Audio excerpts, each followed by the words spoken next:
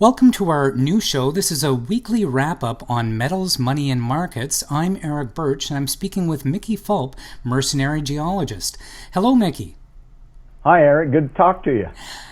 Let's tell our listeners a little bit about what we're trying to achieve here with our weekly show and to give us a wrap-up on the week's events.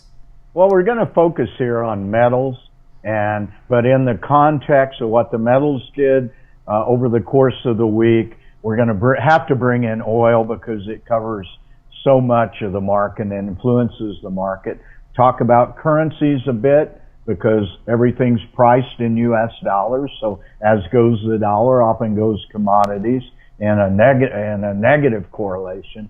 And finally, the U.S. markets, which, you know, when the U.S. sneezes, the rest of the world catches cold. But we're really going to try to focus on the way metals moved over the week and how that affects the junior resource sector, specifically the Toronto Venture Exchange, which is where most of the speculators that listen to me have a significant amount. That's certainly true. The Venture Exchange hosts more resource companies than any other sector, so it's a very good proxy for how the junior resource market is moving. Let's get right into it. This week we saw some small movement in gold, but the big mover here was silver this week. Well, that's correct, and gold was down. It tried to get above the mid-1200s, but it keeps hitting resistance. It's down a little bit for the week, but I think the real story was silver, up almost 6% for the week, well over $16, and that's led to a reversal of the gold-silver ratio. Last week, still above 81. I think it's like 7% of the time since Nixon took us off the gold standard has the gold-silver ratio been above 80. It was down to 76.1 this week. So a lot of people are saying this is very positive for gold because silver usually is more volatile and leads the way, and so silver's catching up.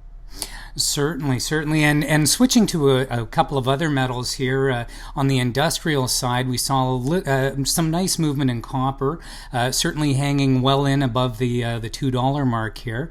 And do you have any thoughts on copper this week? Well, I think copper has some short-term fundamental problems, but in the mid to long term, I remain very bullish on copper. At $2.19 copper, there's a lot of production in the world. It's not making any money, and that will come off.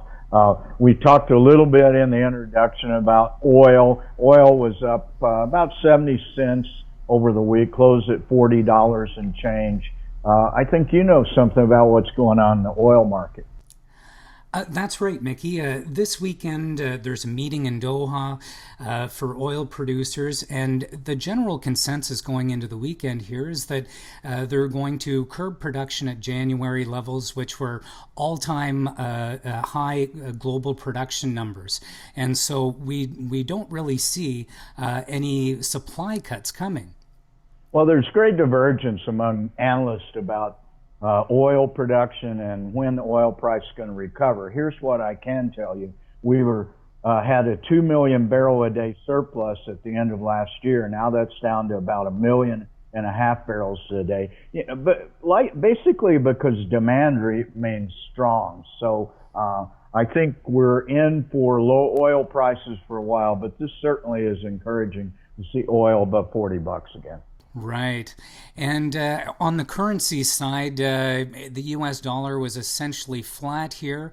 What do you see on currencies between the U.S., the euro, and the Canadian loonie? Well, U.S. dollar has fallen off about 5% over the last month and a half, but it still remains strong at almost 95. What I'd really like to talk about is the loonie. Loonie made a nice gain over the week, another percent. Basically, it's 78 cents. Contrast that to on January 20th, when it was less than 70 cents, but also that was when oil hit $27 a barrel.